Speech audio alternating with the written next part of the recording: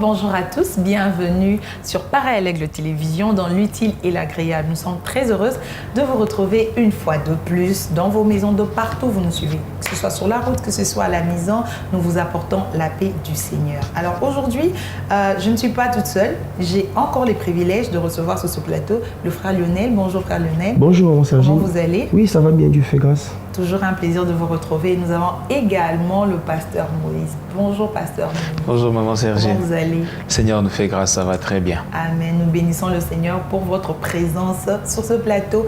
Et aujourd'hui, nous avons une thématique que nous allons exploiter ensemble, que nous allons découvrir. Il s'agit de la prière en famille.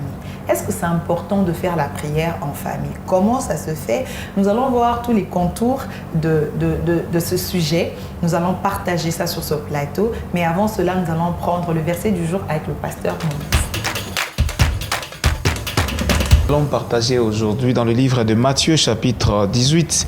Nous allons lire le verset 19. La Bible dit: en vérité, je vous le dis encore, que si deux d'entre vous s'accordent sur la terre pour demander quoi que ce soit, cela leur sera donné par mon Père qui est dans les cieux. J'aime beaucoup ce passage, c'est un passage qui me bénit beaucoup et qui me permet de trouver vraiment de l'importance de prier dans un groupe. Ouais. La Bible nous dit ici que si deux d'entre vous s'accordent pour demander à Dieu, d'abord il dit que si deux d'entre vous s'accordent sur la terre, c'est pas dans les cieux, c'est ici sur la terre parmi les hommes. Ça veut dire s'accorder si ce n'est pas avec les anges, non, c'est avec les humains avec nous. Vous voyez un peu, un frère en famille, comme le thème l'indique aujourd'hui, que c'est possible de le faire. Dans ce passage, j'aimerais énumérer trois choses que Dieu veut nous permettre de comprendre ici. La première des choses, c'est que Dieu nous permet de comprendre que au-delà que Dieu peut t'exaucer seul, il peut aussi t'exaucer lorsque tu pries avec quelqu'un. La prière en groupe est aussi entendue par Dieu. Ce n'est pas seulement quand tu pries seul, parce qu'il y a de ceux-là, eux, ils sont tellement seuls là, ils se disent, moi, quand j'ai mes choses à moi, je prie seul, voilà, je vais. Ce n'est pas mal, ce bien, mais il est aussi important d'associer quelqu'un à tes côtés pour te dire, prie pour moi. Mais j'aimerais insister pour dire que lorsque tu associes quelqu'un dans la prière, ça ne veut pas dire que toi tu ne dois plus prier, c'est tel qui doit prier pour toi comme on le voit beaucoup. Non, pasteur, prie pour moi, ok, ça va. Le pasteur se met à prier pour toi et puis c'est fini, tu rentres, tu croises les bras à la maison. Non, c'est faux. Lorsque le pasteur prie, tu es aussi en train de prier. Lorsque X que tu as associé prie, tu es aussi en train de prier. Bien-aimé, j'aimerais vous faire comprendre ce moment que la prière d'ensemble, la prière avec quelqu'un, avec un groupe, avec une personne à tes côtés est aussi entendue, est aussi exaucée par le Seigneur. La deuxième chose qu'il dit, il dit ceci, il dit que si deux d'entre vous sur la terre s'accordent, c'est quoi? C'est que il y a l'accord. On ne peut pas se réunir pour commencer seulement à dire des choses. Non, mais on s'entend, on est unis, on est un dans ce que nous sommes en train de faire. On ne se met pas simplement à le dire comme ça, non. Mais lorsqu'on vient vers Dieu, on est en accord, on est en unité. L'unité, c'est une arme de Dieu. Dieu n'est pas celui qui divise. Dieu n'est pas celui qui répudie. Non, Dieu est celui qui rassemble. Et lorsqu'il y a l'unité, Dieu est là-dedans. Lorsqu'il y a l'unité, Dieu siège. Et lorsque Dieu voit que ces personnes ont la même pensée, ces personnes sont déterminées, ces personnes ont un seul objectif, qu'est-ce qui se passe? Il jette le regard sur ces personnes-là. Il est attiré par leurs besoins. Vous voyez un peu. Et le Seigneur voit ce que leurs besoins en fait, vous voyez un peu. Et on peut se rappeler encore dans Genèse chapitre 11, la Bible dit, lorsque Dieu est en train de faire les témoignages de ceux qui construisaient la tour de Babel, il dit, ils ont tous quoi? La même pensée, le même objectif, et que rien ne peut les empêcher de faire ce qu'ils ont conçu. Ils étaient un groupe de gens. Mais ils avaient tous un seul objectif, une même pensée, et ils étaient déterminés à accomplir quelque chose. C'est cela qui a fait que leur projet avançait. Lorsqu'on est unis, lorsqu'on est ensemble, il y a toujours un avancement quelconque. Il y a toujours un progrès, il y a toujours une bénédiction. Et il y a la main de Dieu qui accompagne lorsqu'on est unis. Et j'aimerais ici rassurer, on est unis pour prier, pour demander quelque chose à Dieu. Vous voyez, ce n'est pas unis pour faire une bêtise quelconque, parce qu'il y a de ceux-là qui s'unissent aussi pour faire des bêtises. Ils s'unissent pour critiquer, ils s'unissent pour aller voler, pour aller faire du mal. Là, Dieu n'est pas là-dedans. Mais lorsque, la Bible dit ici que non, lorsque deux d'entre vous s'unissent pour demander quelque chose, il y a un objectif de leur accord, il y a un but dans leur union. C'est quoi? C'est demander, c'est la prière. Alors, qu'est-ce qui se passe? Dieu intervient. Dieu vient faire quoi? Dieu vient leur accorder ce qu'ils ont besoin. Et la troisième des choses, j'aimerais finir pour te dire, mon frère, ma soeur, le Seigneur est celui qui exauce la prière. Le Seigneur est celui qui entend la prière. Si tu as les oreilles, c'est parce que Dieu les a placées. Et si Dieu a permis que toi, tu puisses entendre, toi la créature, ça veut dire que nous, les créateurs, entendons déjà. C'est pour te dire, mon frère, ma soeur, que la prière n'est pas une perte de temps, mais la prière engendre toujours de résultats. Et surtout quand tu le fais avec quelqu'un à tes côtés, uni, et vous vous êtes vraiment accordé pour demander à Dieu, alors Dieu vous exauce et Dieu écoute vos prières. Amen. C'était tellement bien dit par le pasteur Moïse. Lorsque vous vous accordez pour demander quelque chose, l'Éternel vous écoute. Alors, ce cadre-là, cette unité-là, aujourd'hui, nous avons mis ça dans le cadre de la famille. Nous parlons dans le cadre de la famille. La prière, ce n'est pas la prière particulière d'une personne, mais c'est la prière dans le cadre de la famille. Alors, pour cela, nous allons circonscrire un peu ces concepts-là, prière et famille. Vous allez vous partager. On va voir c'est quoi, en quelques mots, qu'est-ce qu'on peut retenir de la prière et de la famille pour pouvoir continuer et savoir où est-ce que nous allons. Pasteur Moïse, vous allez nous parler de la prière. Merci beaucoup, maman Sergine. La prière, un petit concept, mais qui engage et qui engendre beaucoup trop de choses. Beaucoup trop de choses. C'est quand effleurer, voilà. Parce que si on entre en profondeur, on va passer tout le temps à parler de la prière. Je sais que maman Sergine nous réservera aussi un autre numéro où on parlera que de la prière. Alors, la prière, pour ceux qui ont fait les codim, on nous a défini la prière comme étant un dialogue d'un chrétien avec Dieu. La prière aussi, on l'a défini aussi comme étant le fait de parler avec Dieu. Et ici, il se dégage une précision. Ici, on dit se parler avec Dieu. C'est un dialogue. La prière suppose une discussion entre deux personnes, une causerie entre deux personnes. Ça veut dire, il y a celui qui parle, il y a un autre qui répond. Vous voyez un peu? Parce qu'il y a plusieurs aujourd'hui, lorsqu'ils prient, ils se disent qu'ils prient, mais ils ne prient pas. Ils ne parlent pas avec Dieu, ils ne dialoguent pas avec Dieu, mais qu'est-ce qui se passe? Ils parlent à Dieu. Genre, il vient, Seigneur, merci. Seigneur, tu vois, moi là, je n'ai pas mangé. Hein. Dieu, j'ai manqué de transport. J'ai manqué de loyer là. Amen, il prend sa Bible et puis il se lève, il part. Oui, tu as parlé à Dieu, mais qu'est-ce que Dieu t'a dit en retour? Et c'est à partir de ces moments que plusieurs se fatiguent dans la prière. Pourquoi? Parce qu'ils ne sont pas patients pour entendre le retour de Dieu. Lorsqu'il y a un feedback, lorsque tu entends la réponse de Dieu, tu as un cœur calme. Tu as un visage changé. C'est un peu comme Anne. Anne qui vient, qui remuait ses lèvres, qui priait parce qu'elle n'avait pas d'enfant. Une fois qu'elle entend la réponse de Dieu par la bouche d'Élie, elle est rentrée. Il a dit que non, elle est rentrée, elle a mangé. Vous voyez un peu ça? La réponse qui est venue. Et Dieu ne tarde pas simplement comme on le sait. Oh non, c'est après beaucoup de temps. Oui, il peut prendre le temps pour te répondre. Mais en ce moment-là aussi, il peut te parler par une voix audible, par un verset, même par la prédication. Tu es là, tu pries, mais le prédicateur monte, il prêche sur ce que tu as demandé à Dieu. C'est une réponse qui vient de Dieu.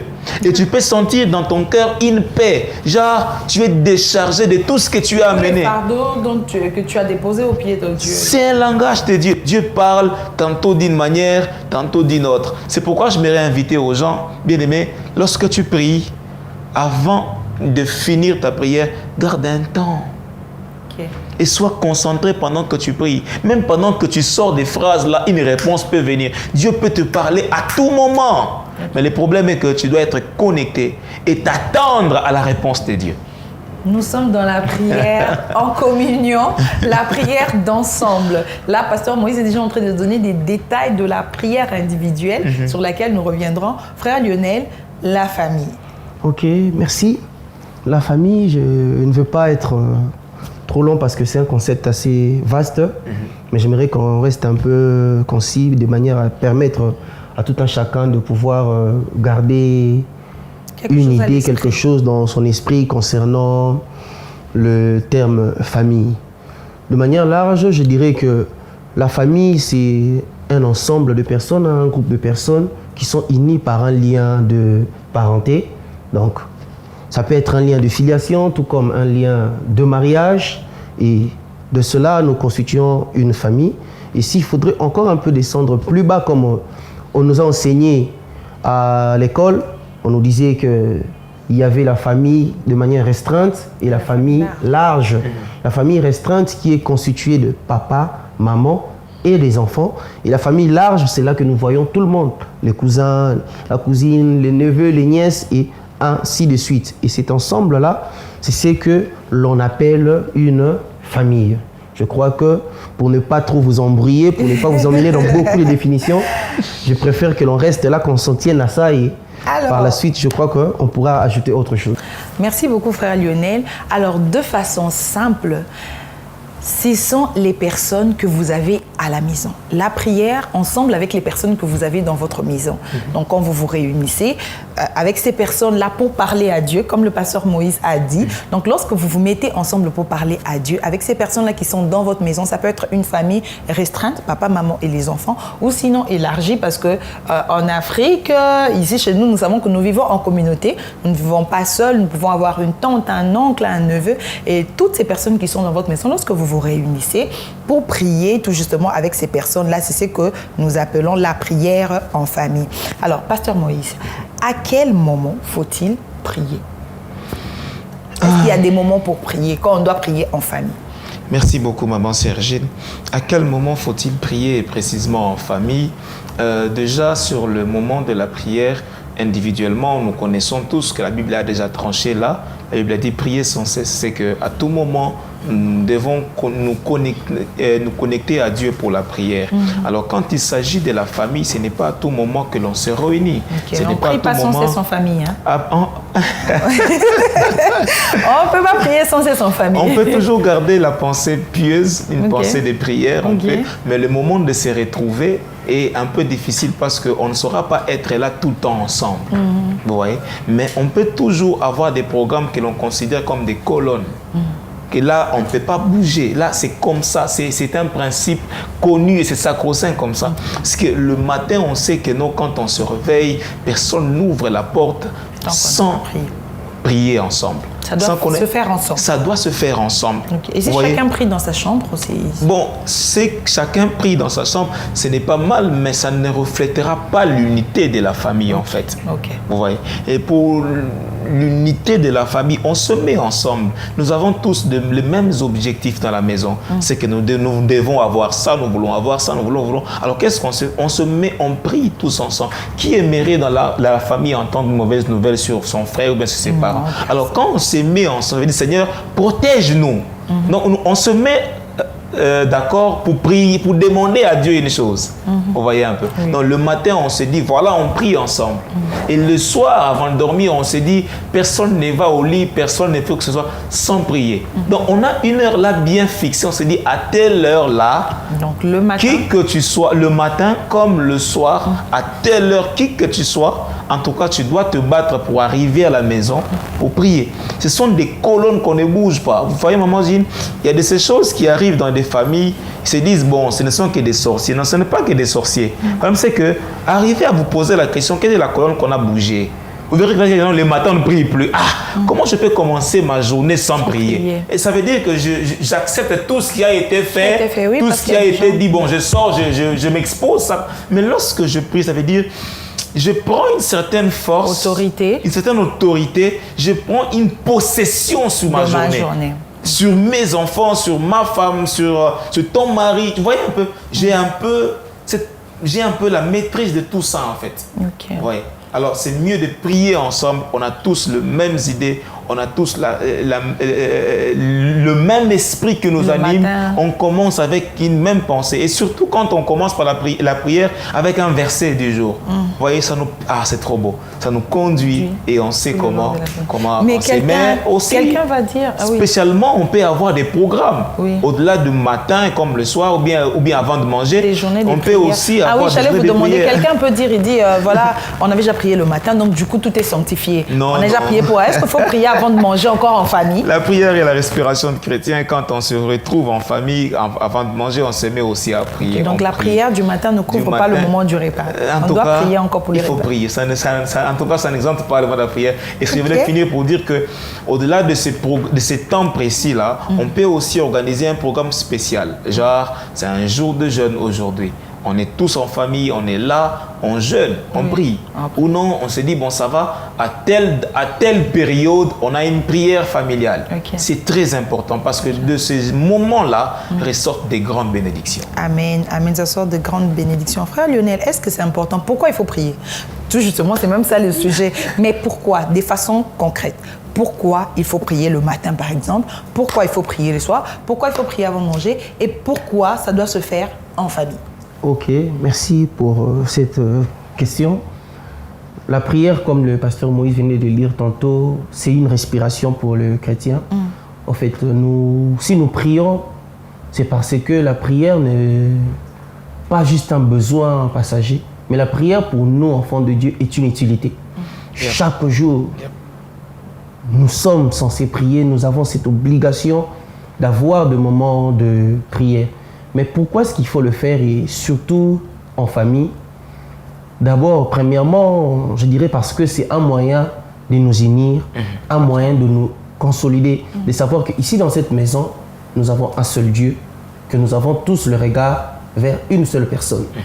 Parce qu'il arrive que dans une maison, quand vous ne priez pas, il y a certaines personnes qui ont d'autres religions. J'ai vu des familles où papa est chrétien de telle église, maman est de telle ou telle. Ça fait que vous ne savez pas prier ensemble, parce que vous allez prier qui? Mais quand nous nous retrouvons en famille, on sait que nous tous nous prions un seul Dieu, nous n'avons pas de difficultés, on sait se réunir. Et au-delà de cela, la prière aussi en famille revêt un peu un caractère éducatif, si je me permettre de le dire ainsi, surtout pour les enfants, parce que petits qu'ils sont, ils ont besoin d'apprendre c'est quoi la prière. Et quand nous nous retrouvons en famille, ça permet à ces enfants-là de voir où est-ce que nos parents mettent leurs espoirs, où est-ce que nos parents s'attendent à recevoir quelque chose. Ils comprennent que si nous vivons, si nos parents sont bénis, c'est parce que ils ont quelqu'un sur qui ils ont l'habitude de compter. Voilà pourquoi nous prions. Et parce que dans ces prières, on a des sujets qu'on va donner. Prions Dieu qui nous fasse ça, prions Dieu qui nous donne telle chose. Et les enfants comprennent que si on a l'argent, c'est parce que Dieu a donné. Exactement. Si aujourd'hui papa achète une voiture, c'est parce que le matin ou à la prière du soir, on avait dit Dieu donne-nous une voiture. Et en grandissant, les enfants comprendront que non, c'est là qu'il faudrait, c'est ce qu'il faudrait faire. Et ils vont aussi se mettre à prier. Donc, s'il faudrait donner l'importance de la prière en famille, c'est dans ces deux sens-là. Ça nous permet de nous unir, de nous consolider, mais aussi ça permet aux parents d'éduquer les enfants dans le chemin de la prière et plus précisément dans les schémas de Dieu. Amen. Amen. Je voudrais ajouter quelque chose, un élément important que le frère Lionel a peut-être effleuré. Vous savez, il est important de prier. Il est important de prier parce que nous appartenons à un Dieu. Dans cette vie, chacun a sa force. Certains s'appuient, même la Bible dit, certains s'appuient sur leurs chars, d'autres sur leurs chevaux. Nous, nous appuyons sur l'Éternel Dieu des armées. Et la meilleure manière d'être en accord avec ces dieux-là, c'est par la prière, vous savez. Et lorsque nous prions, il y a des choses que nous ne savons pas voir de nos yeux. Les autres, là, ils savent comment ils font leurs affaires. Ils savent même comment ils attaquent les chrétiens.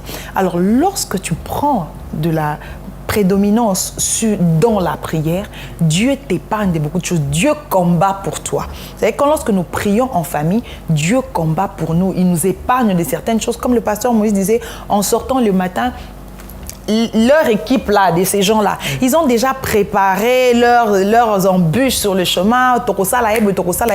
Mais lorsque toi, tu as prié, Dieu te protège, il te préserve. Donc, lorsque vous priez en famille, vous constituez, par la prière du matin, vous constituez un bouclier autour de vous. Partout là où vous marchez, l'ange de l'Éternel campe sur vous. Il vous épargne de tout danger qui peut avoir été préparé dans les mondes obscurs.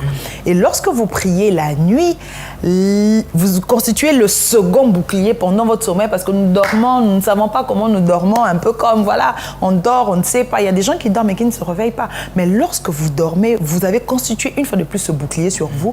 L'Éternel veille sur vous pendant la nuit. Vous êtes couverts et protégés, parce que pendant que nous on dort, il y a des gens qui ne dorment pas. Ils sont en train de travailler. Mais lorsque vous êtes entrés, c'est comme le matin, vous ouvrez, vous sortez avec, et le soir, vous entrez dedans, vous vous cachez dans le sang de Christ en prière en famille. Parce que je vais prendre un exemple, bien que n'étant pas pasteur comme vous, il y a cette histoire de la prostituée Rahab. Lorsqu'elle a fait entrer les gens de sa famille dans la maison, on lui a dit, les personnes qui seront à l'extérieur lorsque nous viendrons ne seront pas sous notre responsabilité. Attache le fil et mets-les dans la maison. Donc, lorsque vous priez les soirs avec certaines personnes de votre famille, ou sinon que vous laissez d'autres à l'extérieur, ils n'entrent pas dans cette couverture-là. Donc, il est important de faire la prière en famille pour pouvoir mettre tout le monde sous la sécurité de Dieu, que ce soit le matin, que ce soit à midi, et même en sanctifiant votre nourriture et tout ça, vous permettez à Dieu d'être responsable des actions que vous posez, que ce soit le jour, que ce soit la nuit, que ce soit à midi, et le Seigneur ne manquera pas de vous faire du bien. Alors, pour continuer, alors que nous avançons avec cette émission, nous allons prendre quelques conseils qui vont vous permettre tout justement de savoir pourquoi et comment il faudrait prier en famille. Alors, comme conseil du jour, on va prendre la bonne attitude pendant la prière, les bonnes attitudes pour la prière ou pendant la prière. La première, c'est avoir une heure fixe. Lorsque vous avez une heure fixe de prière, ça permet à tout le monde, à tous les membres de la famille de savoir, par exemple, nous prions à 5 heures, nous devons tous être réveillés pour prier, ou sinon nous prions à 20 heures, que tout le monde soit là à cette heure-là, 22 heures, j'ai pas moins minuit, que tout le monde puisse être là de manière à prier ensemble. Alors, comme deuxième attitude, c'est se mettre dans la bonne position. Il faudrait être dans une bonne position parce que des fois, par exemple, pour la prière du soir, on peut être fatigué. Vous voyez quelqu'un qui se met là pour prier et qui s'assoupit dans le sommeil. Pasteur Moïse avait une belle anecdote. Il a dit, quelqu'un qui se met à prier à 21h, mais qui dit Amen le matin, à 6h. Il se rend compte, hey, j'ai dormi, je n'ai pas fini la prière. Il ne sait même pas qu'est-ce qu'il a raconté à Dieu pendant qu'il était en train de prier. Donc, ayez une bonne position. Si vous êtes fatigué, tenez-vous debout. Sinon, mettez-vous à genoux. Sinon, lorsque vous priez, asseyez-vous convenablement. Parce qu'il y a des gens... Quand on est fatigué, de rester debout. Voilà. Quand on est fatigué, c'est mieux. Même se mettre à genoux. Se mettre à genoux, vous pouvez toujours être dans l'adoration et dormir jusqu'au matin. Donc, prenez une bonne position. Et sortir des paroles vaines de la... Oh là là, ça va être grave. Et comme troisième, on va dire apprendre, être un modèle pour les membres de sa famille. Ça, c'est plus pour les responsables. Lorsque vous priez, mettez-vous dans une bonne position parce que les enfants même doivent comprendre que c'est un moment sacré, un moment solennel où nous devons être dans une bonne position pour prier. Certaines personnes ont tendance à fermer les yeux parce que la Bible ne dit pas que quand on prie, on doit fermer les yeux. Mais c'est juste une façon de vous conditionner pour sentir que ce moment est un moment sacré où nous prions, avoir une bonne position et les responsables doivent servir de modèle pour les membres de leur famille. Alors ces trois choses, je pense, comme conseil, vont nous aider à bien faire la prière. Alors, nous allons continuer avec le frère Lionel. Voici une autre question, frère Lionel. Quelles sont les conséquences lorsque on ne prie pas? Quelles sont les conséquences lorsqu'on ne prie pas? Ok, merci encore. En fait, comme je l'ai dit tantôt, la prière est une utilité pour les chrétiens. Ce qui est utile, je pourrais dire pratiquement, est aussi vital. Ok. Et un chrétien ou une famille qui ne prie pas s'expose en fait à tout, laisse libre cours à n'importe quoi dans leur maison. Parce que quand nous prions, nous demandons aussi la protection de Dieu. Quand nous prions, nous attendons que Dieu nous donne des choses. Alors, ne pas prier aura pour conséquence d'ouvrir la porte de notre maison à n'importe quoi. Ok. Ça signifie que notre maison deviendra un terrain de jeu où Le diable, les sorciers peuvent venir faire n'importe quoi. Vous serez dans une maison où à tout moment les enfants tombent malades. Vous vous dites Bandoki, c'est pas forcément Bandoki, c'est juste que vous avez ouvert une porte, c'est que vous avez décidé de ne pas prier. La prière, quand nous ne le faisons pas, ouvre effectivement des portes à l'ennemi et nous sommes exposés à n'importe quoi.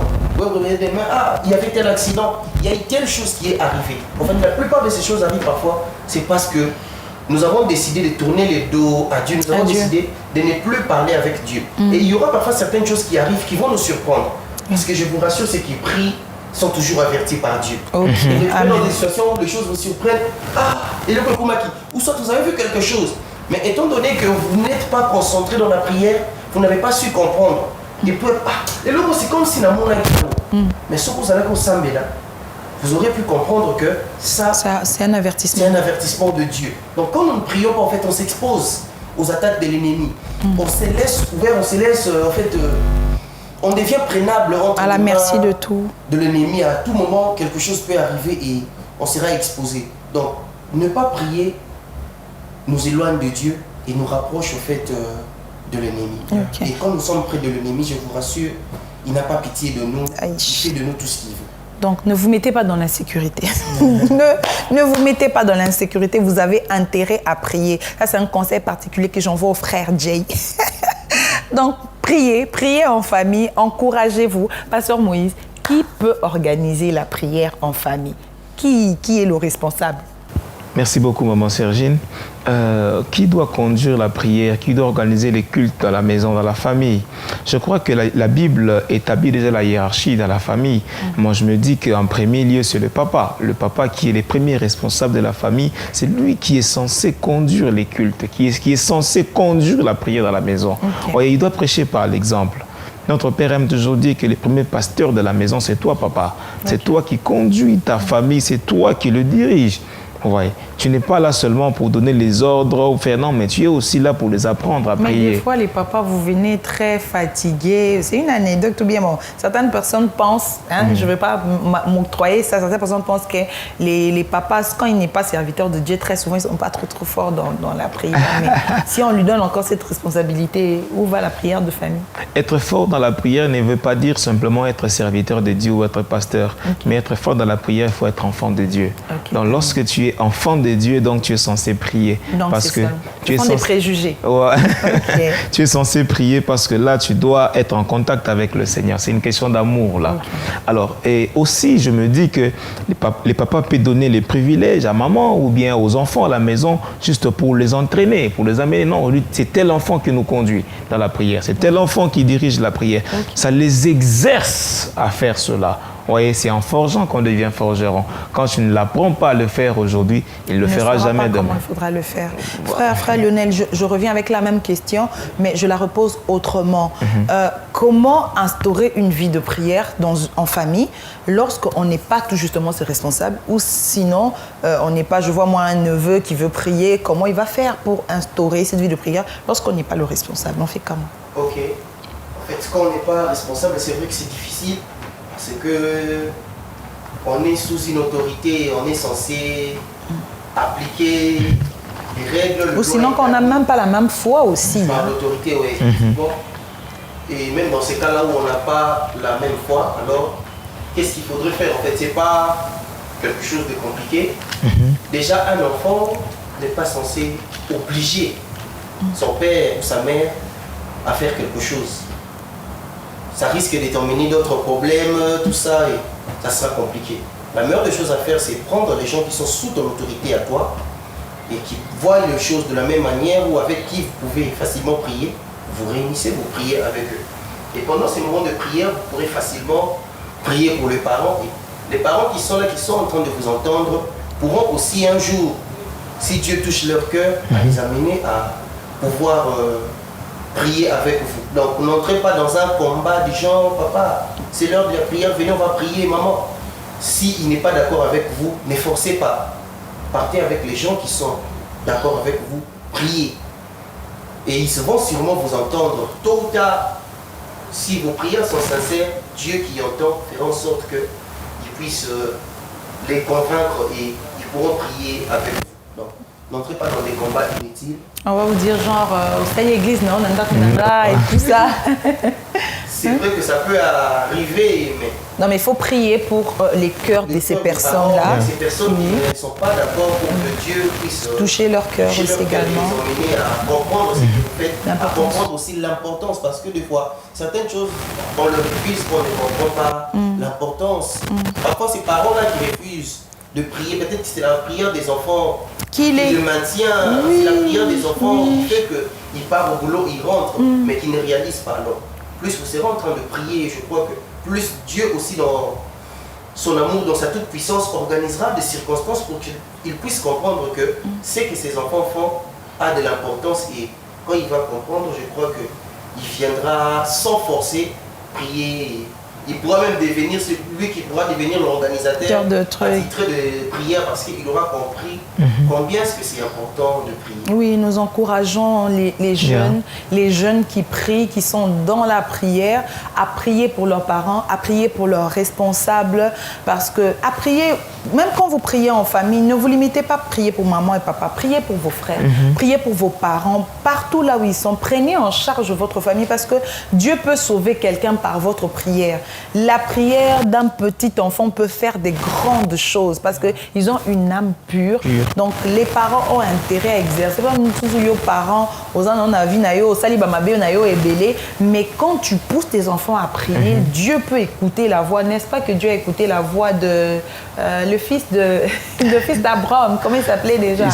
Ismaël dans les déserts. Dieu n'a pas répondu pour Agar. Dieu a répondu pour Ismaël. Donc, si vous exercez vos enfants à la prière, c'est un exercice, c'est un peu difficile le premier jour, le deuxième jour, mais au fur et à mesure que vous en faites une culture, mais Dieu vous aide et ces enfants-là grandissent, ils comprennent la valeur. C'est très important de prier en famille. Nous vous assurons que si une personne prie, imaginez cette prière-là multipliée fois 10. Donc, quand vous priez seul, Dieu vous exauce.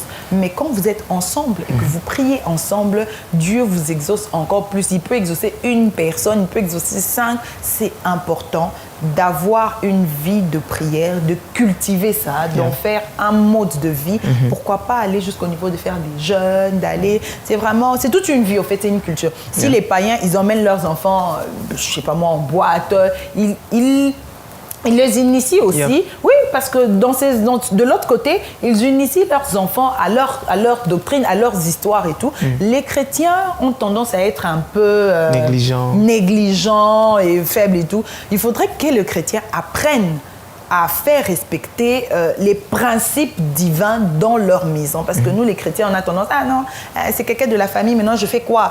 Il vient vous imposer sa manière de vivre dans votre maison. Non, vous devez dire à tous ceux qui habitent dans votre maison, là, vous êtes responsable que voilà, ici, nous prions le matin, nous prions le soir, être capable d'instaurer ça comme un mode de vie, un système de vie. Et voilà, le Seigneur Dieu qui voit dans les secrets, qui entend dans les secrets, ne manquera pas de vous le rendre. Amen. Et alors, nous allons prendre notre rubrique de « Il est écrit ». Alors, notre premier verset, nous le trouvons dans le livre de Matthieu 18, le verset 19 et 20. C'est d'ailleurs ce qui a été notre verset du jour. La Bible dit, en vérité, je vous le dis encore, si 2 d'entre vous s'accordent sur la terre pour demander quoi que ce soit, cela leur sera donné par mon Père qui est dans les cieux, car là où 2 ou 3 s'assemblent en mon nom, je suis au milieu d'eux. Amen. Alors, le second verset, nous l'avons dans le livre de Matthieu 6, le verset 6, la Bible dit « Mais toi, quand tu pries, retire-toi dans la pièce la plus retirée ou dans ta chambre, ferme la porte et prie ton Père qui est là présent dans le lieu secret. Ton Père qui voit dans le secret te le rendra. » Le second verset que nous prenons, il est dans le livre de Jérémie 33:3, où la Bible dit « Invoque-moi et je te répondrai, je te révélerai des choses cachées, des choses grandes et inaccessibles que tu ne connais pas. » Et le second verset encore, nous allons le prendre dans le livre de Jacques 5:17, où la Bible dit « Le prophète Élie n'était qu'un homme pareil à nous. Pourtant, lorsqu'il a prié avec instance pour qu'il ne pleuve pas, il n'est pas tombé de pluie sur la terre pendant 3 ans et demi.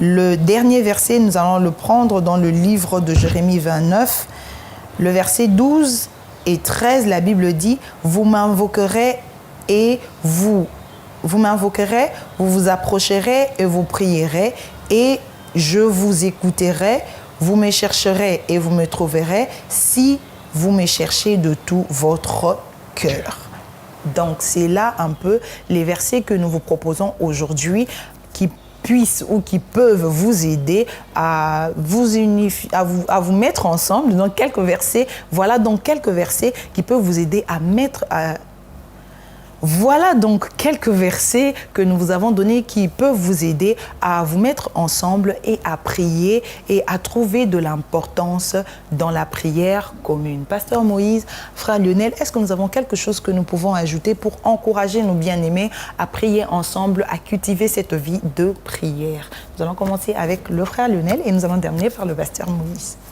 Merci encore pour ces derniers mots.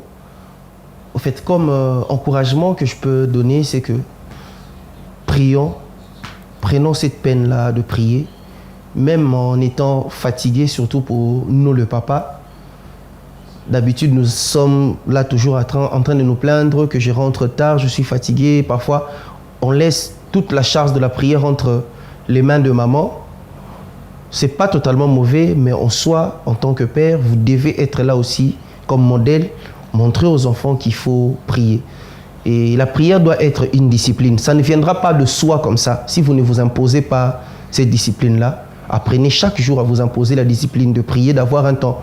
Et comme on l'avait dit, je crois, pendant l'émission, il faudrait qu'il y ait un temps précis. Tant que la prière n'est pas programmée, je vous rassure, vous pouvez tout faire, vous n'allez pas prier. Ce qui est programmé, vous verrez que vous vous organiserez pour le pratiquer. Mais tant que ce n'est pas programmé, vous direz, bon, tout chacun on a programme, et l'équipe est qui est l'équipe, et vous passerez vos journées ainsi, vous passerez votre vie comme ça, sans prier, sans Dieu, et je vous rassure, ce n'est pas bien pour vous. Donc, levons-nous dans la prière, prions, et je crois que la prière a toujours des bons retombées, et si vous le faites, certainement vous nous appellerez pour nous dire que depuis qu'on a commencé à prier, tout a changé. Peut-être qu'il y a certains problèmes qui résident dans la famille, dans la maison, dans le couple, dans la vie des enfants, dans le boulot, c'est juste parce que vous n'arrivez pas à donner à Dieu ni fils qu'à 5 minutes le soir, peut-être 5 minutes le matin. Essayez de faire cela et je crois que vous nous donnerez raison. Que Dieu vous bénisse. Amen. Vous nous donnerez raison. N'oubliez pas de prier aussi pour notre pays. C'est aussi important de prier. Très important. Donc quand vous priez pour vos problèmes là, n'oubliez pas la RDC. Pasteur Moïse. Merci beaucoup, maman Sergine. Je crois que je vais sectionner mon intervention dans trois petits points. Premier point, je me redire à quelqu'un que la Bible dit que le feu s'éteint faute de bois. Vous voyez, dans la maison, vous êtes là, le meilleur endroit où tu peux retrouver les forces nécessaires dans la prière quand je les avais perdues, c'est lorsque vous priez en famille. Maman peut écouter papa parce que sans qu'il ne sait papa. Et dans la prière, il y a une intercesseuse qui est là, qui peut encore renforcer le bois pour que le feu se rallume. Il y a des enfants qui sont là, qui peuvent intercéder pour que le feu, la flamme de la prière, de se réveil chez les parents se rallume encore. Bien aimé, lorsque vous ne savez pas entretenir cela, vous êtes en train d'éteindre le feu de la prière dans votre famille et en vous-même. Alors, il faut toujours capitaliser ces moments, capitaliser. Et même lorsque tu pries pour ton travail, tu as les intercesseurs qui s'appellent tes enfants et ton épouse, qui sont là en train de chauffer le bois pour que ton travail avance, pour que ton ministère avance, pour que les études des enfants avancent, pour qu'un domaine avance. Donc, vous êtes unis pour un seul but. Et deuxièmement, je me redire à quelqu'un que lorsque tu ne sens plus la force de prier, ça revient chez plusieurs. Ces derniers temps, j'ai perdu la force de prier, je ne sais plus prier. J'aime toujours te poser la question, rappelle-toi, qu'est-ce que tu perds lorsque tu ne pries pas? Et qu'est-ce que tu gagnes lorsque tu pries? tu trouveras qu'il y a beaucoup d'avantages lorsque tu pries. Et il y a beaucoup des risques qui sont devant toi lorsque tu ne pries pas. Il y a tellement de dangers qui sont à la merci de ta vie lorsque tu ne pries pas. Vous voyez un peu. Et ça va te ramener à comprendre que la prière est très importante pour toi. La prière est très, très, très importante pour toi. Troisième chose, j'aimerais dire, bien-aimé, la prière, ce n'est pas seulement quand vous avez le temps de prier que vous priez. Non, même quand vous êtes fatigué, priez. Quand vous avez le temps de prier, priez. Quand vous n'avez pas le temps de prier, priez. Priez quand même. Ne faites pas de la prière juste un moment de joie. Comme dans certains couples, quand vous êtes en palabre, papa dit, bon, ça va, pomme, punition, non, faites pas ça. Vous ouvrez une grande porte au diable. Vous ouvrez une grande porte au diable. Ne laissez pas le diable qui est en train de tourner, de rugir comme un lion, c'est ça qui dévorait là. Lorsque vous ouvrez une porte, simplement, vous l'avez déjà donné la place pour rentrer. Ça ne sera pas les sources, ça sera vous. Alors restez concentrés. Donnez à Dieu ces temps précieux. Apprenez, consolidez-vous dans la prière et le résultat sera simplement merveilleux. Amen. Alors la prière n'est pas une récitation. La prière, c'est un échange avec Dieu. C'est important de ne pas en faire une habitude simplement, mais un véritable moment d'échange avec Dieu où vous lui parlez et où lui aussi vous parle. Alors, nous sommes arrivés à la fin de cette émission. J'espère que les sujets d'aujourd'hui vous aura béni. Particulièrement, je voudrais passer des salutations ou bénir les femmes bâtisseuses parce que nous sommes au mois spécial pour les femmes. Donc, j'espère pouvoir les recevoir pour vous sur ce plateau. Elles ont beaucoup de belles choses à vous dire. Alors, salutations spéciales aux femmes bâtisseuses de l'Église chrétienne. Alors, pour le reste, nous pensons que ce sujet vous aura béni. Shalom chez vous.